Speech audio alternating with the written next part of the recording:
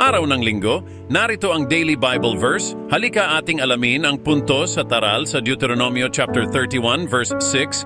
Ang Deuteronomio 31:6 ay isang mahalagang talata na nagbibigay ng kapansin-pansing mensahe ng pag-asa at katiyakan sa gitna ng mga hamon.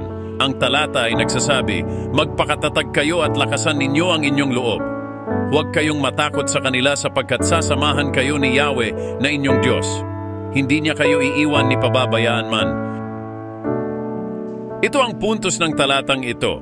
Ang pangunahing punto ng talata ay ang patuloy na presensya at proteksyon ng Diyos sa kanyang mga tao.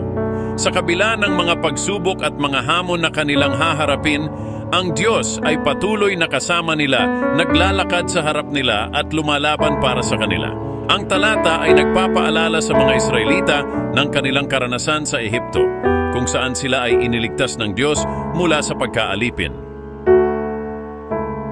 Ang aral sa talata ay ito. Ang Deuteronomio chapter 31 verse 6 ay nagtuturo sa atin ng ilang mahahalagang aral. Ang Diyos ay laging kasama natin. God is always with us. Kahit na tayo ay naglalakad sa madilim na landas, ang Diyos ay hindi kailanman umalis sa ating tabi. Siya ay laging naroroon upang gabayan, protektahan at palakasin tayo. Ang Diyos ay lumalaban para sa atin. God fights for us, hindi tayo nag-iisa sa ating mga pagsubok. Ang Diyos ay lumalaban para sa atin at gagawin niya ang lahat upang tulungan tayong mapagtagumpayan ang mga hamon. Dapat tayong magtiwala sa Diyos. We must trust God. Ang talata ay nagpapaalala sa atin na dapat tayong magtiwala sa Diyos at sa Kanyang mga pangako. Kapag tayo ay nagtitiwala sa Kanya, maaari tayong magkaroon ng kapayapaan at katiyakan sa gitna ng mga pagsubok. Narito ang aplikasyon sa ating buhay.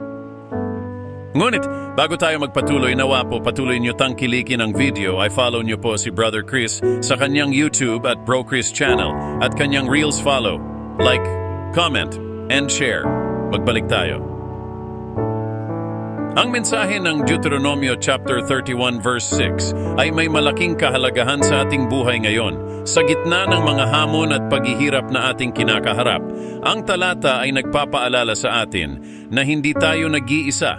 Ang Diyos ay laging kasama natin at Siya ay lumalaban para sa atin. Dapat tayong magtiwala sa Kanyang kapangyarihan at sa Kanyang pag-ibig. Kapag tayo ay nagtitiwala sa Kanya, maaari tayong magkaroon ng kapayapaan at katiyakan sa gitna ng mga pagsubok. Purihin ang Diyos. Hallelujah. Amen. God bless.